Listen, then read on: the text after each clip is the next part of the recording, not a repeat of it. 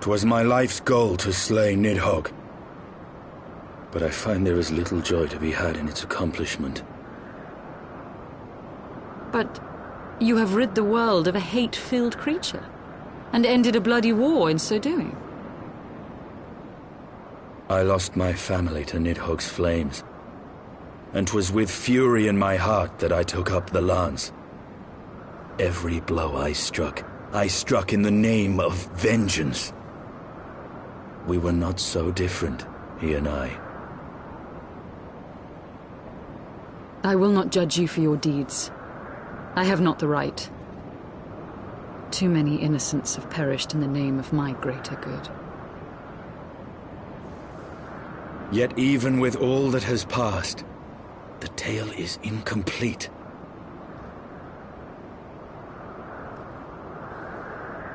We are short a great worm's eye.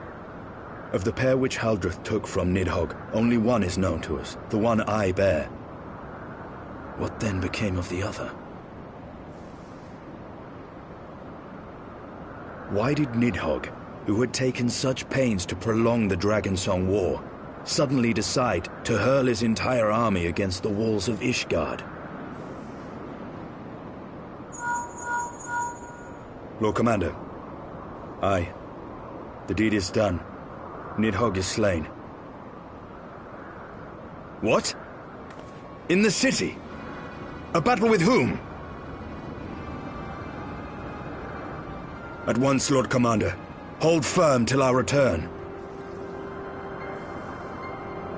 Fighting has broken out in the city. Lord Emmerich was sparse with the particulars, but it seems some commoners threw open the gates to a force of heretics. I gave no order to attack. Are we to mark the end of the Dragonsong War by spilling the blood of our own? Mayhap Hraesvelgr was right about us. Let us away, Warrior of Light. The people must be saved from themselves. Wait! I would join you! There has been enough violence. I will appeal to my people in the city and make them see reason.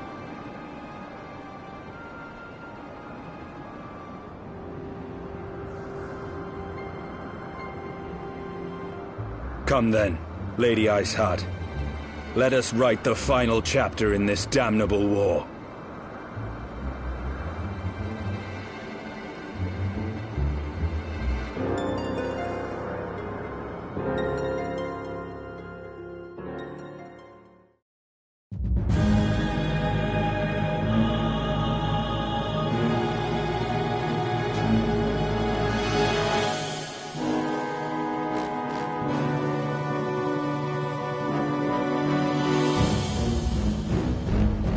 A small army of heretics has invaded the city, Your Eminence. But there is no cause for concern. A sizable contingent of our soldiers is already in place to repel the Dravanian assault, and the intruders will soon find themselves outnumbered and outmatched. Our plans proceed apace, then? Yes, Your Eminence. This unrest shall serve to feed the people's fear of the heretics and the dragons both. And lend renewed fervor to their prayers for deliverance. Very good. Grant our guests what time they need to sow a measure of chaos, then order the Temple Knights to crush them. Your will be done.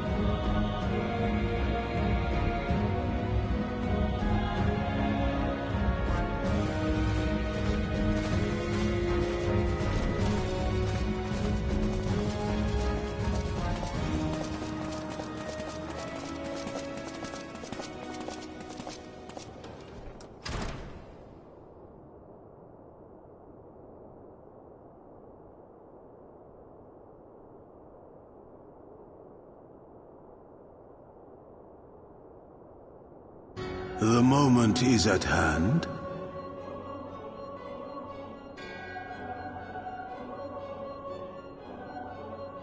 Excellent. All shall soon be in alignment.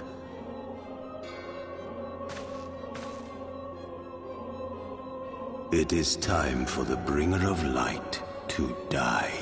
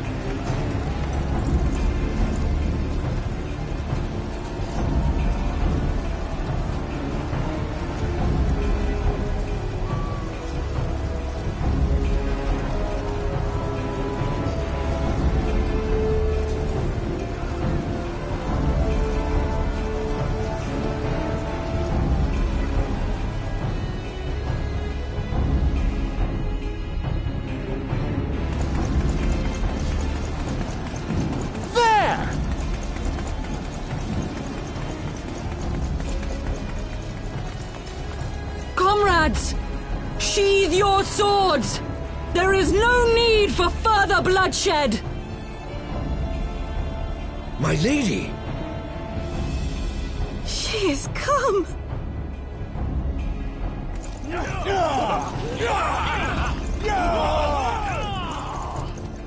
Hear me, brothers and sisters! The war is ended! Nidhogg is no more!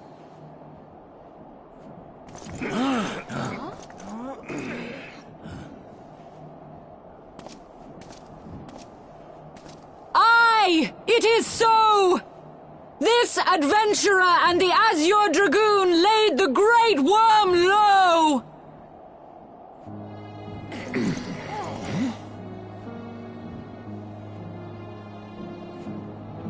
The endless cycle of violence between man and dragon was born of our forefathers' treachery.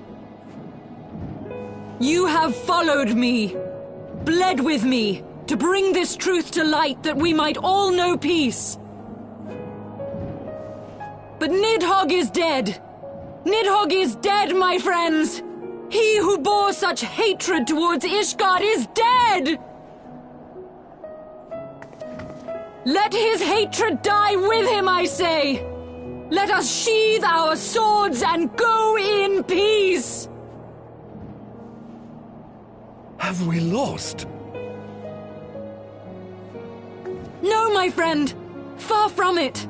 At long last, the peace for which we have so desperately fought is within our grasp, and I, for one, would not forsake it!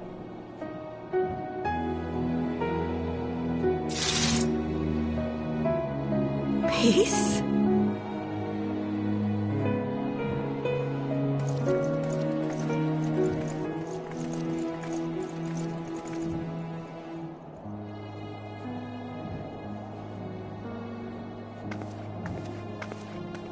Seize the witch! Let none escape!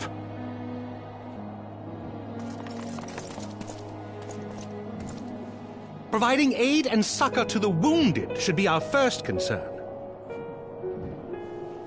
If the heretics mean to observe the peace, then it would be folly not to do the same.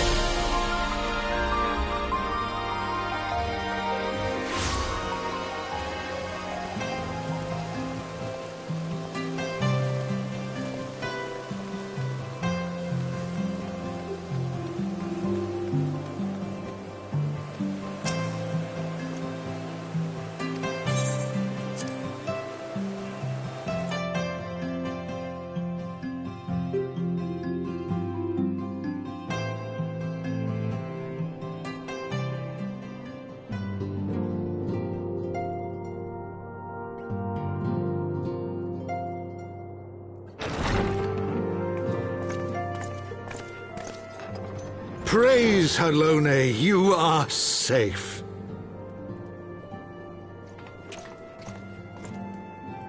My safety was never in doubt, Father. For I had the Azure Dragoon and the Warrior of Light by my side. We bring the most wonderful tidings.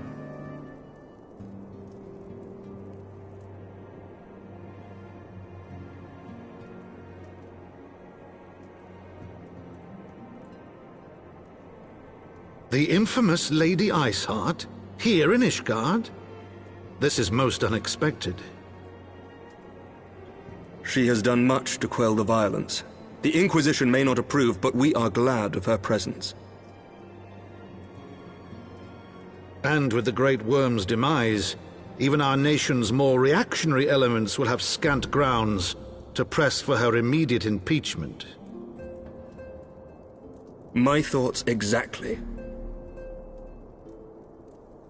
What of the truth revealed to us by Hraesvelga? That the origins of the Dragonsong War, a core tenet of Ishgardian faith, are quite unlike those depicted in the scriptures. That men and dragons once lived together in harmony, and that it was man's treachery which shattered the peace and plunged our peoples into war. The same scripture also describes the origins of the High Houses. Were it exposed as false, the legitimacy of our rule will be called into question. If both Highborn and Lowborn can trace their ancestry to Thordan and his Knights 12... But a single sip of dragon's blood is required to confirm their lineage.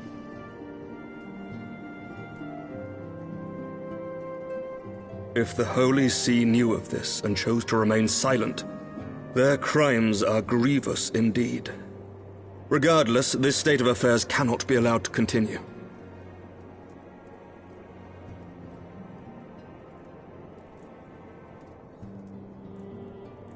Sir Emmerich, you cannot mean to raise this matter with the Archbishop.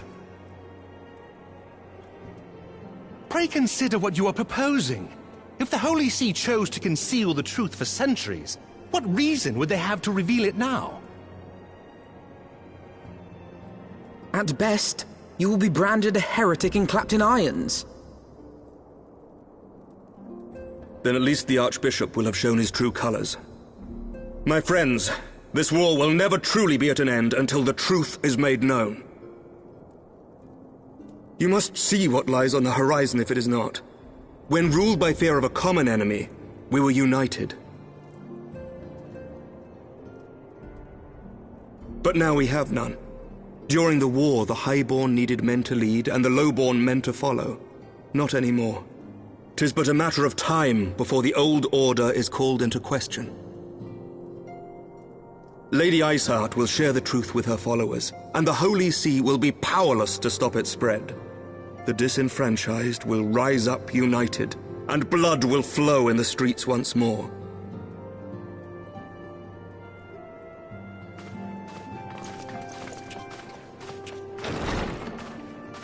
A divided Ishgard will not survive.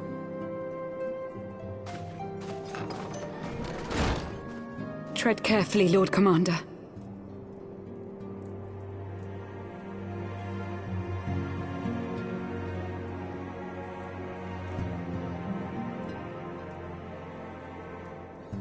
My lady, is it wise to let him go?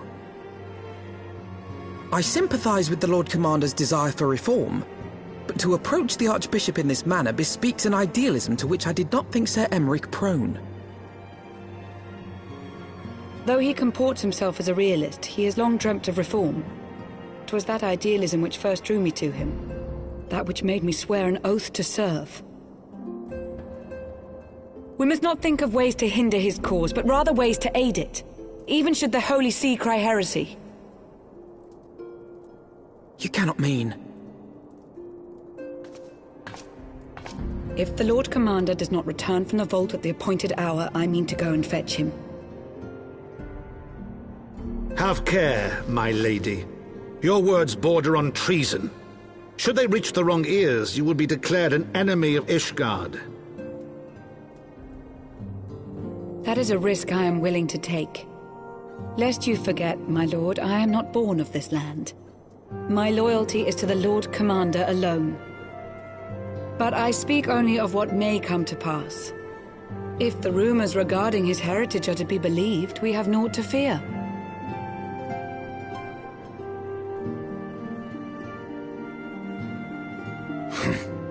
Lies and slander. Forgive me, what rumors are these? That Sir Emmerich is the Archbishop's bastard son. Senior clergy are not permitted to marry and sire children. But even the holiest among us are not immune to temptation. I labor to believe it. Sir Emmerich is truly the Archbishop's son. He has never been publicly acknowledged as such. But the rumors have plagued him since childhood. That he rose to his current position, despite being despised as a bastard and accused of profiting from his father's influence, bespeaks the quality of his character. It is my hope that on this occasion, the burden of his birth will work in his favor. Should our worst fears be realized, the Archbishop will not be so quick to execute his own flesh and blood, affording us time to mount a rescue.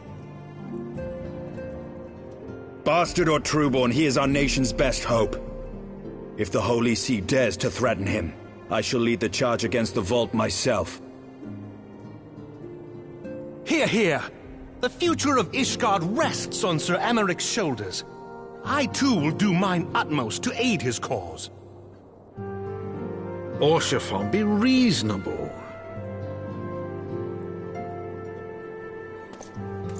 A knight lives to serve, Father.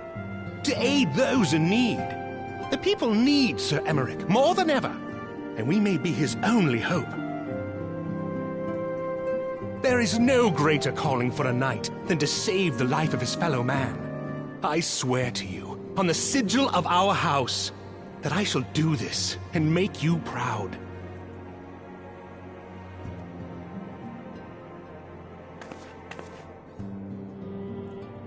Even you?